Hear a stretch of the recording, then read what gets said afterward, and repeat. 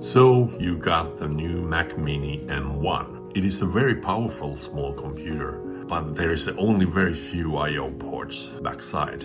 Here is a very cool docking station for Mac Mini. It is basically a hub with a few USB-A type of sockets on the front and of course with the SD card readers. But what makes this device so cool is that underneath it there's this pocket where you can put any 2.5-inch SSD drive.